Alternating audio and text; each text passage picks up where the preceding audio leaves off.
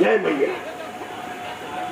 साकापि सर्व जगताम अभिराम सीमा कामायनो भवतु गोप किशोर मूर्ति या शेखरे श्रुति गिराम हृदय योग भाजाम पादाम्बुजे च सुलभा ब्रज सुंदरी। पूज्य बाबा के चरणों में नमन करते हुए मैं अपनी वाणी का आरंभ करता हूँ और समापन भी कुछ जल्दी होना चाहिए क्योंकि आज समय की कमी है। आज सुबह गए थे गंगा में नहाने, अभी आ रहे थे तो गंगा का वो दृश्य हमारे सामने आ रहा था, तो बस उसी को 2-4 मिनट में कह के फिर आगे चलेंगे, क्योंकि गीता, गंगा और गायत्री 3 गकार हैं। इनमें से जिसने पकड़ लिया इनको, मतलब अगर पकड़ने का अधिकार है, गुरु की आज्ञा होती है तो तीनों को पकड़ ले, नहीं आज्ञा होती है तो गंगा और गायत्री तो सुलभ ही है, वो तो सब गंगा और गीता तो उसके लिए तो सब अधिकारी हैं, सबको उनको पकड़ना चाहिए।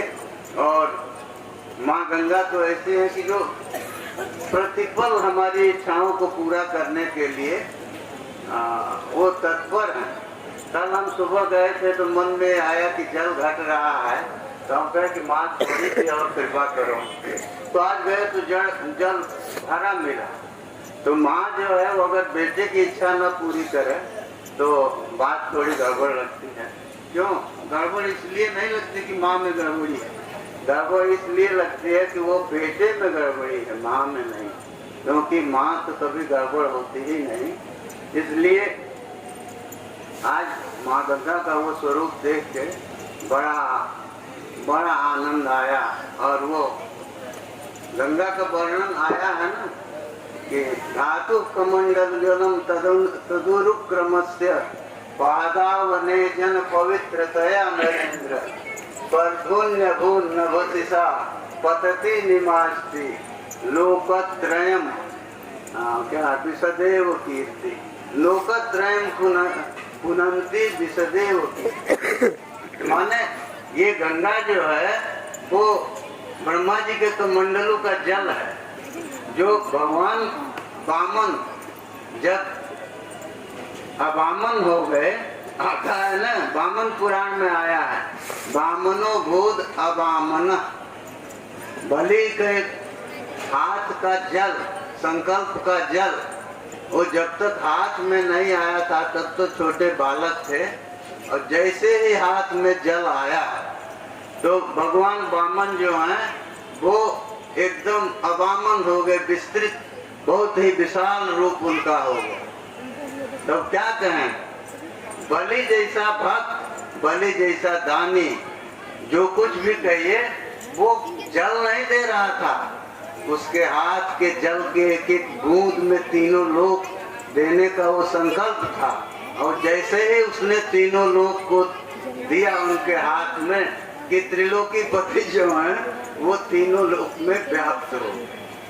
तो जब भगवान का चरण कमल पहुंचा है ब्रह्मलोक में, तो ब्रह्मा जी को वो जो प्रकाश आ रहा था उनके चरण कमल के नखों से, तो उस प्रकाश में एकदम ब्रह्मलोक के निवासी उस चकाचौंध में पड़ गए। और ब्रह्मा जी बाहर निकले तो अपने लोक के बाहर आके देखे तो भगवान का वो चरण कमल सामने मिला। तो पहला काम उनका वही हुआ कि उन्होंने उस चरण का प्रक्षालन किया। तो इसीलिए कहते हैं धातु कमंडल जलम, ब्रह्मा जी के कमंडलों का जल। तो देखिए बलि की पत्नी विंध्यावली के हाथ में जो कमंडल था, जो संकल्प करने के लिए वो जो जल दे रही थी, तो जिस पात्र में वो जल था तो वो चाहे उसको कमंडलू कहिए, जो कहे कमंडलू का अर्थ क्या होता है, कम सुखम अंडम ब्रह्मांडम। तो सुख रूप जो ब्रह्मांड है उसका जो लवन कर दे, छेदन कर दे, वो कमंडलू। तो वो कमंडल का जल आया बामन के हाथ में, क्योंकि दाता जो है वो जब जल देता है हाथ में तो प्रतिग्रहिता जो है उसको झुकना चाहिए, क्योंकि प्रतिग्रह करने वाला छोटा होता है। लेकिन बलि के उस कमंडलू के जल की ये महिमा थी कि भगवान भी वो विस्तृत रूप में आ गए। और उन्होंने वामन पुराण में यही लिखा है कि जैसे जल हाथ में आया, वामनो भूत अवामन, वामन जो है वो अवामन हो गए, वामन से भिन्न हो गए, माने अब तक छिपे थे। तो शुक्राचार्य को ये दिखाई दे रहा था कि ये विष्णु हैं, ये धोखा कर रहे हैं बलि से। लेकिन अब बलि को भी स्पष्ट दिखाई दिया कि आकाश में चरण चले गए, तो उनको बलि को आश्चर्य हुआ, लेकिन पश्चाताप नहीं हुआ। दाता अगर देने के बाद पश्चाताप करे तो फिर वो दिया है ना, पश्चाताप क्यों करेगा जब उसको संकट हो। तो लिखा है न तद्दानम प्रशंसन्ति जैन वृत्तिर बिगड़ते, उस दान को लोग प्रशंसित नहीं करते जिससे वृत्ति जो है वो विगर्हित हो जाए। माने वो सब कुछ दे देंगे तो आप कहाँ से बर्तन करेंगे, कहाँ रहेंगे, क्या खाएंगे, कुछ भी तो आपका अपना नहीं रहा। इसीलिए शुक्राचार्य ने कहा था बलि से पहले ही, सर्वस्वम विष्णवे दत्वा मूढ़ वर्तिष्य से कथम, कहते हैं कि तुम बड़े मूढ़ हो, ये सब कुछ विष्णु को दे दिया तुमने। सर्वस्वम विष्णवे दत्वा मूढ़ वर्तिष्य से कथम, तो कहे कि तुम इतने मूढ़ हो, तुमको ये भी नहीं पता है कि अब इसके बाद कैसे जियोगे, कैसे रहोगे। अरे सब कुछ तो दे दिया, वो धरती भी जिस पर खड़े हो गए वो भी दे दिया, तुमको कुछ नहीं समझ में आया कि कर क्या रहे। तो नहीं, बलि जो है उस समय एकदम भावावेश में थे, लेकिन वामन तो होश में थे। वामन बलि की तरह अपना होश नहीं खोए। बलि को तो ठीक है, उनको तो विष्णु को देखने के बाद होश खो देना चाहिए, क्योंकि ये अवसर बलि को ही मिला कि भगवान विष्णु हाथ नीचे किए हुए हैं और बलि उस हाथ में जल दे रहा है। हम आप सब मांगते हैं विष्णु से और बलि जो है उनको दे रहा। तो ये सौभाग्य इसको मिला बलि राजा को, और बलि को इसकी अनुभूति भी थी, इसीलिए वो गुरुदेव की बात को नहीं माना, शुक्राचार्य की बात को। उसने कहा कि ठीक है जो भी होगा, लेकिन ये अवसर हम छोड़े कैसे, क्यों कि अपने को आप दाता कहिए और ऐसा तेजस्वी ब्राह्मण सामने है और आप इनकार कर दीजिए कि हम देंगे नहीं। क्या लिखा है, प्रतिश्रुतम अदासुर वही नरके वास विष्यते। अगर प्रतिश्रुत है, प्रतिश्रुत किसको कहते हैं, श्रुतम प्रति या श्रुतम अनु प्रतिश्रुतम। जाचक ने आके कहा कि हमको ये दे दो, भगवान विष्णु ने वामन रूप में आकर के कहा बलि से कि 3 पग भूमि दे दो। तो ये तो श्रुत है, लेकिन प्रतिश्रुत है बलि का। बलि ने कहा कि ओम, वो दिया नहीं, ओम माने स्वीकार है। यही शुक्राचार्य कहे भी हैं, विष्णुवे सर्वमोम कुर्वन, कहे कि विष्णु को सामने देख के और तुमने ओम कह दिया, माने आप जो कह रहे हैं वो हमको स्वीकार।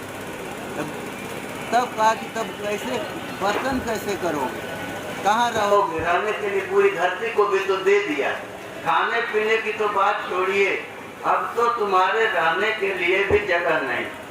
तो भगवान विष्णु ने दाता के उस व्रत का को पूर्ण किया, उन्होंने उसको भेज दिया बलि को सुतल में, कहा कि चलो अब तो ये धरती जो सब प्राणियों के लिए आधार है, अब वहाँ वो तुम्हारे लिए नहीं रही, लेकिन तुम सुतल लोक को जाओ। और वहाँ कहा क्या है, सुतलम स्वर्ग भी काम्यम, कहा कि तुम जाओ। और सुतल लोक ऐसा है जहाँ वास, जहाँ जाना स्वर्ग के लोग भी चाहते हैं। स्वर्ग भी इस शब्द का प्रयोग किया, इन्हीं है तो माने नित्य स्वर्ग जिसको प्राप्त कर, जितने ही समय के लिए हो, तो दोनों तरह के लोग स्वर्ग में रहते हैं। एक जो हम लोगों जैसे लोग जो कर्म करके और उस पुण्य के बल पर स्वर्ग जाते हैं, तो उनका अनियत स्वर्गवास होता है, हमेशा वो नहीं रहते। लेकिन जो देव लोग स्वर्ग में हैं, उनको जो वो प्राप्त है स्वर्ग, तो वो हम लोगों की तरह नहीं, उनका भी पुण्य खत्म होगा तो वो आएंगे, लेकिन हम लोगों से अधिक दिन तक वो रहते हैं। तब सोचिए स्वर्ग में जहाँ सब कुछ है, कल्प वृक्ष है, हमारी इच्छा हुई जो चाहे वो मिल गया, और वहाँ के लोग भी सुतल लोक में क्या है जिसकी वो जाना चाहते हैं। इसका मतलब स्वर्ग से भी कुछ विशेष चीज है, स्वर्ग से भी ऐसी कोई चीज वहाँ है जो स्वर्ग में नहीं मिलती। सीधी बात है, क्योंकि हम आप हर आदमी चाहता है, उस चीज को चाहता है जो हमारे पास नहीं। तो स्वर्ग के लोग अगर सुतल लोक में जाना चाहते हैं तो उनकी इच्छा ही बता रही है कि कोई ऐसी चीज है जो उनको स्वर्ग में नहीं मिल रही। तो वो कहे कि ठीक है, तो नहीं, वो लोग कामना करते हैं। तो सुतल में क्या मिलता है, कहे दुश्मन का बात है, बलि तो बलि को वहाँ भेज दिए तो देवताओं के दुश्मन में ये है ना, नहीं, बलि को भगवान का नित्य दर्शन मिल रहा है। तो स्वर्ग में देवताओं को भगवान का दर्शन नहीं मिलता, उसके लिए उनको वो दिया है ना, जगाम सत्री नयना तीरम क्षीर पयो निधे। ब्रह्मा जी शंकर जी के साथ क्षीर समुद्र के किनारे गए हैं देवताओं को लेके। जब धरती अत्यंत दुखी होकर के गई हैं, उनसे अपनी व्यथा सुना रही हैं कि हमारे यहाँ ऐसे पापी लोग हो गए हैं जिनका बोझ हमसे सहन नहीं, तो बोझ सहन नहीं होता, क्या हो गया, माने हमारे आपका वजन जो है वो तो हमेशा रहेगा, मनुष्य रहेंगे, वो अच्छा काम करेंगे, बुरा काम करेंगे, लेकिन जब पापियों की संख्या अधिक हो गई तो उनका वजन तो उतरे है। उस पाप का वजन इतना बढ़ा कि धरती माता सहन नहीं कर पाई, और वो जाके ब्रह्मा जी से कहते हैं कि कोई उपाय सोचिए। तो वो शंकर जी को लेके और देवताओं के साथ और धरती के साथ भगवान विष्णु के पास जाते हैं। तो ये हम सुनाए इसलिए कि स्वर्ग के देवताओं को भगवान का दर्शन इतना सुलभ नहीं है, लेकिन सुतल में बलि के यहाँ भगवान जहाँ वो देखता था हर ओर दिखाई देते थे। उसको कहे है ना कि हमारा चक्र है स्वच्छासनातिगान दैत्यान चक्रों में सुदैत्यति। कहे कि देखो तुम स्वर्ग के राजा तो अभी नहीं होगे, लेकिन राज्य हमने लिया तुम्हारा, त्रैलोक्य का राज्य लिया, लेकिन तुम्हारी राजलक्ष्मी को नहीं लिया है। वो राजलक्ष्मी तुम्हारे पास रहेगी, तो राजलक्ष्मी रहेगी तो लक्ष्मीपति को तो रहना ही है। तो लक्ष्मीपति भगवान वहाँ रहते हैं, हमेशा बलि को दर्शन देते हैं, और तो भगवान रहेंगे तो सेवक सुदर्शन चक्र कहाँ जाएगा। तो कहे वो भी रहेगा, तो महाराज करेगा क्या। तो कहे कि तुम्हारी आज्ञा का जो लोग पालन नहीं करेंगे, जो लोग ये समझेंगे कि तुम अब राजा नहीं हो, तो उन लोगों को जो तुम्हारी आज्ञा का उल्लंघन कर रहे हैं, तुम्हारे अनुशासन का पालन नहीं कर रहे हैं, उनको हमारा चक्र जो है वो उनका संहार करेगा, उनको नियंत्रित करेगा, उनको उनकी अपनी सीमा याद दिलाएगा कि ये तुम्हारी सीमा है, यहाँ तक रहो, क्योंकि ये जरूरी है। राजा के पास अगर दंड न हो तो राजा किसी काम का नहीं। तो राजा के पास दंड तो होना चाहिए। और दंड का मतलब दंड कैसे दिया जाता है? बल से, माने शक्ति से। और शक्ति आती कहाँ से है? शक्ति कोशज दंडजा। शक्ति जो है दो तरह से आती है। एक कोश जन्य शक्ति है, माने धन चाहिए उसके पास, और दूसरा दंड चाहिए, सैन्य बल चाहिए, ऐसे लोग चाहिए जो उसकी आज्ञा का उल्लंघन करे, उनका समन करे। तो राजलक्ष्मी को नहीं लिया भगवान ने, तो राजलक्ष्मी चली गई बलि के साथ जब सुतल में, तो फिर लक्ष्मीपति भी गए वहाँ, और वहाँ रहे तो साथ साथ चक्र भी रहे। और चक्र फिर करेंगे क्या, कुछ तो सेवा करेंगे। तो वो जो राक्षस जो कि उस बलि की आज्ञा का उल्लंघन करने के बारे में सोचते थे। देखिए दो स्थिति है, राजा जो है उसको उसकी मृत्यु करनी है। अगर हम चाहते हैं कि उसको मार, तो हम कैसे मारें? हम राजा के यहाँ तक तो पहुँच नहीं पाएंगे।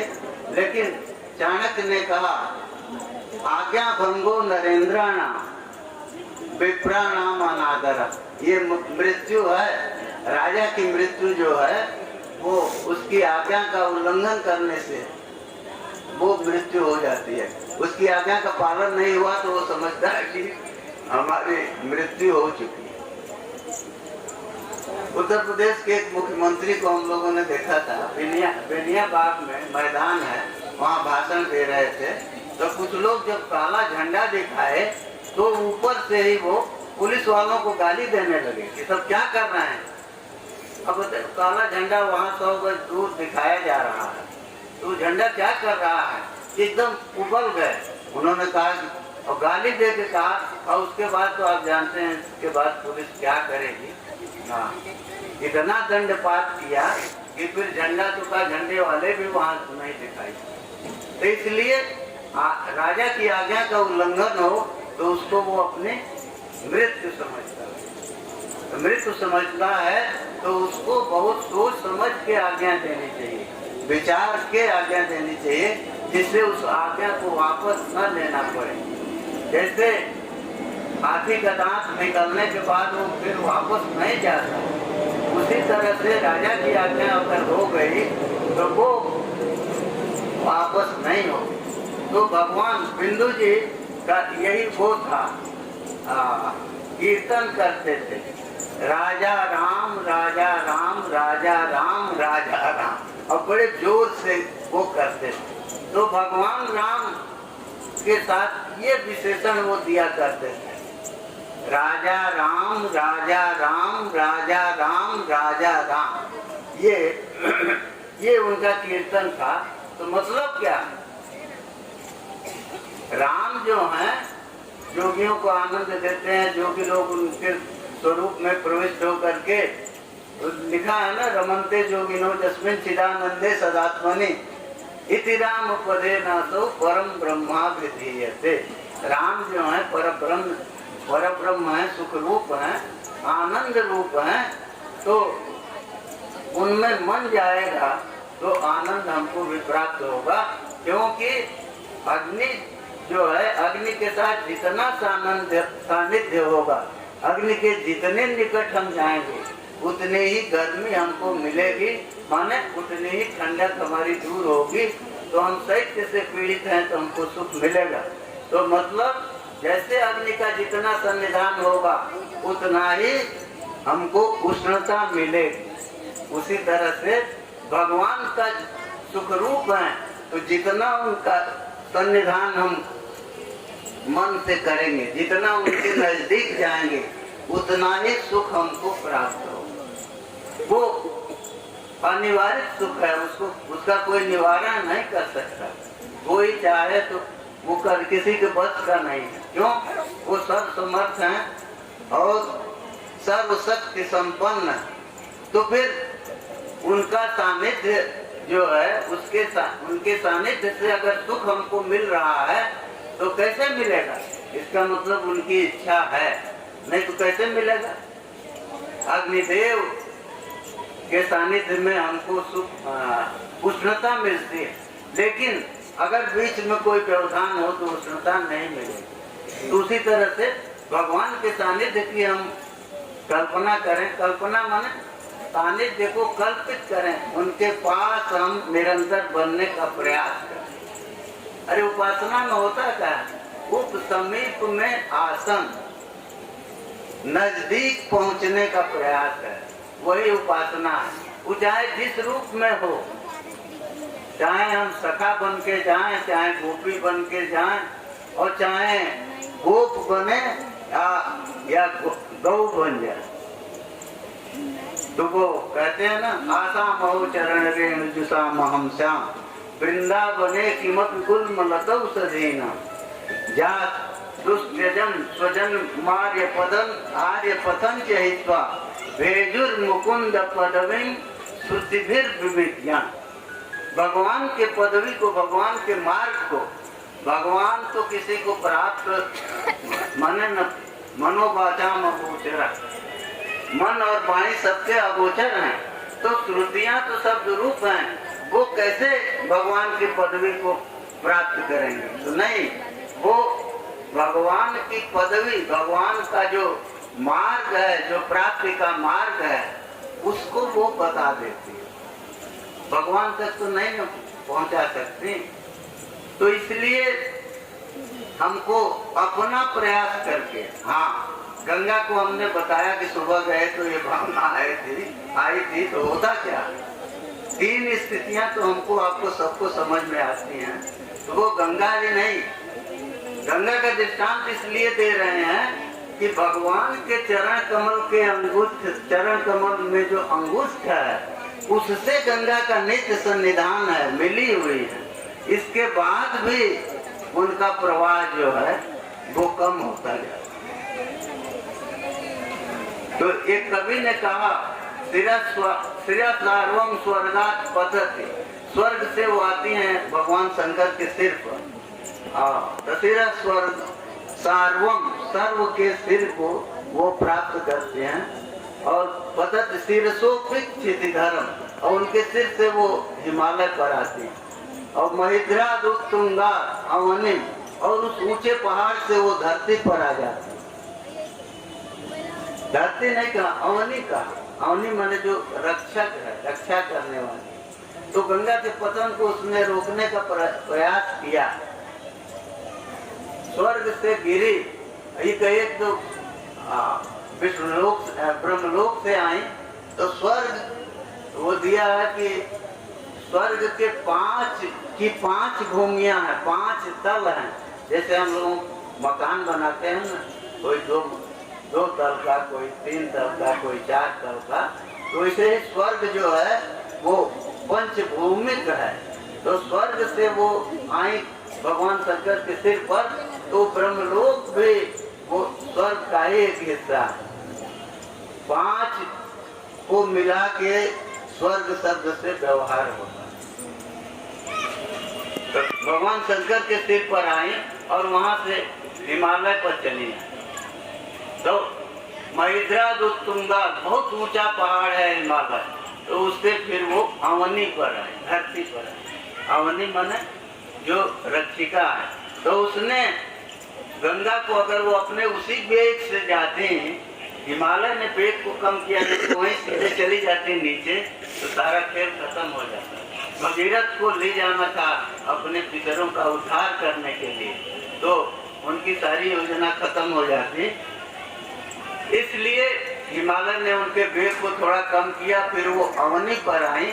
तो अवनी का काम है रक्षण करना। तो अवनी जो है उस वेग को उसने सहन किया, इसलिए कि भगवान के संकल्प से धरती तब तक रहेगी जब तक हमारे आपके जैसे जीव भोक्ता के रूप में अनंत जन्मों तक आते रहेंगे और कर्म करते रहेंगे, जिसका नाम होता है सृष्टि काल। ये सृष्टि का काल है। तो उतने समय तक भगवान अपनी संकल्प शक्ति से या अपने उसको कहिए धारणा शक्ति से, वो दिया है ना गीता में, काम आविष्ट भूतानि धारयाम्यहम् ओजसा, मैं अपनी शक्ति से पृथ्वी में प्रवेश करके और अपने ओज से, शक्ति से इसको धारण करते। तो ये नहीं बोलना चाहिए। गो शब्द का अर्थ वाणी भी है, जो वाणी में भी प्रवेश करके और वही वाणी को भी धारित करते हैं। इसलिए जो उपासक हैं, जो निरंतर भगवान का चिंतन करते हैं, उनकी वाणी जल्दी नहीं। यही तो कहा प्रहलाद ने, जो उनका प्रविष्ट ममवाच इमाम प्रसुप्ताम संजीवयत् अखिल शक्तिधर स्वधामना। अखिल शक्तिधर हैं, संपूर्ण शक्तियों को धारण करते हैं। तो वाणी को प्रवर्तित करने वाली जो शक्ति है वो भी उन्हीं के पास है। तो कहे कि वो हमारे अंतःकरण में प्रवेश करके और अखिल शक्तिधर हैं, तो उन्होंने वो हमारी वाणी की जो प्रसुप्त है उसको जागृत कर दें, क्योंकि वो स्तुति करना चाहते थे भगवान। तो दिया है कि जैसे ही उन्होंने मन में इच्छा किया, उसी तत्क्षण ही वो सपद्य अभिव्यक्त परात्म दर्शन, भगवान को अपने रूप में उन्होंने देखा। और फिर उसके बाद तो जब पर जो आत्मा है, दो आत्मा का व्यवहार होता है। आत्मा तो एक ही है, तो एक पर आत्मा माने परमात्मा और एक जीव आत्मा। तो माने प्राण का जब संबंध जैसे हुआ आत्मा से, तो वो जीव प्राण धारणे धातु है। माने जब वो प्राण धारण करता है, अखिल शक्तिधर तो वो है, तो जब प्राण को धारित कर लेता है, हमेशा के लिए नहीं धारित करता। इस शरीर में प्राण को एक नियत काल के लिए भगवान रखते हैं, उसी का नाम आयु हो जाता है। तो वो भगवान की का संकल्प है, उतने समय तक प्राण वहां रहेगा। क्योंकि आश्चर्य है ना, बताइए 9 दरवाजे तो हैं और ये यहाँ भी है, तो इतने दरवाजों के रहते हुए भी वायु जिसका नाम प्राण है वो निकलता नहीं है। क्यों नहीं निकलता? इसीलिए जो भगवान की संकल्प शक्ति है, वो प्राण को उतने समय तक उतने के भीतर ही रखते हैं। तो हम क्या करते हैं, प्राण को तो भगवान ने दे दिया, तो हम प्राण का आयाम करते हैं, जिसको प्राणायाम कहते हैं। तो प्राण का दैर्घ्य जो है वो हम बढ़ाते हैं। तो धीरे धीरे दो परिवर्तन हम कर पाते हैं। एक तो उसकी गति में परिवर्तन, उसकी दिशा जिस रूप में वो चल रहा है, तो वो माने यहाँ से भीतर जाता, फिर यहाँ से बाहर में निकलता। तो आप प्रयास करके धीरे धीरे उसको केवल उसका संचरण भीतर ही रख लें, तो धीरे धीरे मन जो है उससे बस में आता है।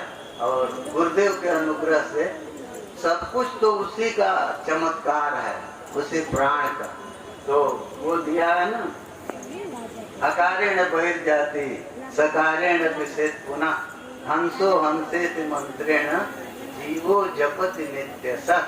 इसकी को अजपा गायत्री कहते हैं।